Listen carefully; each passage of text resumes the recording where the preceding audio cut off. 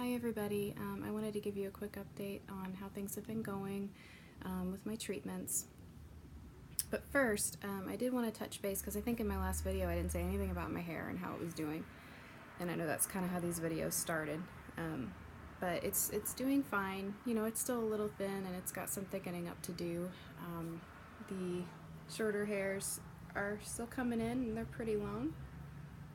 But they need to, you know, I think I'll just keep getting it trimmed up a little bit each time, and this will continue to grow and eventually it will even out. You can see little babies kind of everywhere along the top. It definitely helps with volume up there, so even though it's a little thin, kind of helps the hair to stand up, having all those little short hairs up there. It's funny. But I've been able to, you know, get it colored, bleached obviously, style it with heat, and I use a very good shampoo and conditioner that my hairstylist recommended, so it really helps it to stay in good shape. And I also use the styling products along the same line, the Lonza line, so it helps to heal your hair at the same time.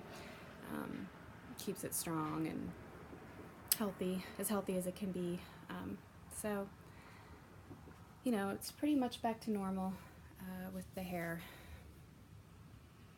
So I do think that the cold cap was worth it in that respect, but it was also a lot of work that I'm not quite sure I would go through again if I had to do this again. Chemo's hard enough, so you really have to want your hair. I think that both options, you know, obviously have their downsides. So it's just whichever one you choose. My husband and I were talking about it the other day, just how much of a different experience, an easier experience it would have been without having to deal with that cap. And chemo by no means is easy in any way, shape, or form. But when you add that cap on top of it for 6 to 8 hours a day, it really adds in, you know, that extra punch to just knock you down, and that much more to stress out about. You know, every time your hair thins a little bit, you're wondering, you know, is it not working? How much more is going to fall out? There's just so much attached to it that you go through. It's almost a completely different journey during chemo, just with that cap, because of that cap. But okay, so moving on from that, I did want to talk about radiation a little bit. I was supposed to have 5 weeks of radiation. I just finished last week. Yay! I actually ended up having 6 weeks. There was a miscommunication in there somewhere, so when I found that out, I was a little bummed out. But it goes so quick because it's every day. It's more annoying than anything else because it really interrupts your daily routine. You know, just getting back to work and trying to get back into the swing of things. And then next thing you know, you look down at the time and, you know, you gotta go. So the fatigue and skin irritation really started kicking in after the 3rd week or so. The fatigue kind of took me by surprise. They kept telling me that was a big side effect, but I just didn't see how that was possible. And I guess from what I understand, it's sort of like chemo in that it goes in there and, you know, your body's basically working extra hard to heal the area. So I did get some burns from it. My collarbone, it goes, I don't think you could see it from here, but it goes along the back. It went through to the back, and then it comes all the way down underneath and then up under the arm. So that's got to heal. It's kind of like a sunburn. I have been using some creams on this. I don't know if I'm saying this right, so forgive me, but I was reading up on this calendula ointment. It's natural, from the blossoms of the flower, I guess. And it's supposed to heal burns and things of that nature. It did a really good job the first couple weeks, but then when the skin irritation, you know, when it kicked it up a notch and it was starting to leave burns, I needed something for the pain, and this couldn't help with that. Plus it's a little bit greasy, so it's hard to throw it on and then get dressed and go about your day. You have to kind of let it absorb a little bit. But my dermatologist, towards the middle of my treatment, got this into his office, and it's Mioderm And they have the regular Mioderm, and then they have the Mioderm L with the lidocaine to kind of help with that pain. This has been great, and it's really thin, kind of runny, so you got to put it on more often. It absorbs really quickly. That's the only thing about it that I don't like, but it does help with the pain, and it does moisturize really well. It's also got that calendula in it, and it's got aloe and a few other things. So I would recommend it. It took him a little bit to get it into his office. I think it was a matter of paperwork or something, so he told me I could buy it on Amazon. Bought my first tube on Amazon, and then by the end of treatment they had gotten more in, so he gave me another tube.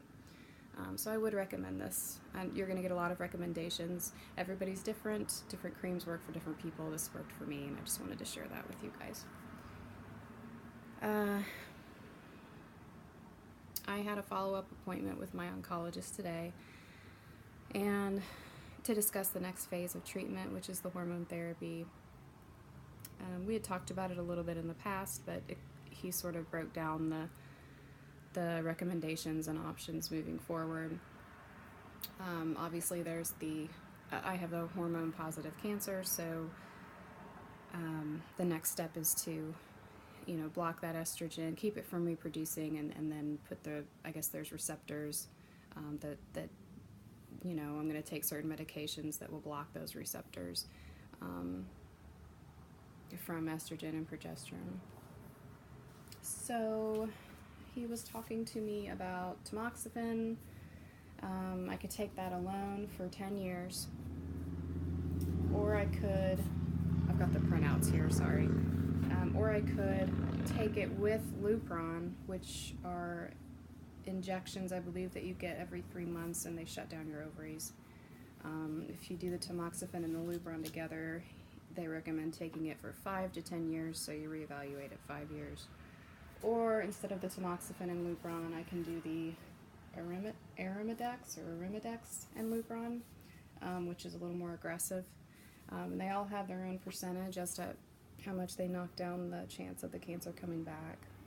I guess with everything that I've had done, the chemo, the surgery, the radiation, the likelihood of the cancer coming back is still about 20 to 30%. So anything that I do from here on out will go against that percentage. And each level that I just explained to you of different medications and the cocktails have their own percentage, as to how much they knock that down.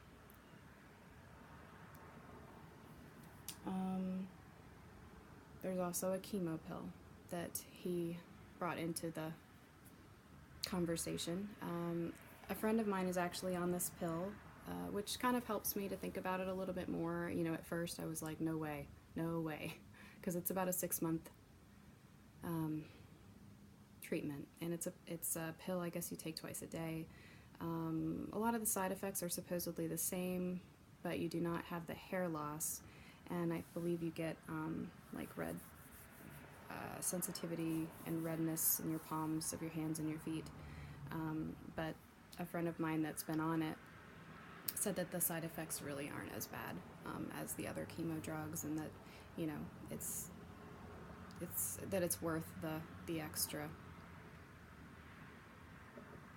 energy and the extra step if it keeps the cancer from coming back. So for me to take this chemo drug, it would up my survival rate 4%. So that 4% would go against that 20 to 30% that the cancer would likely come back.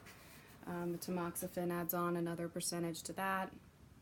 The tamoxifen and the Lupron adds on to that. So that's kind of how that works.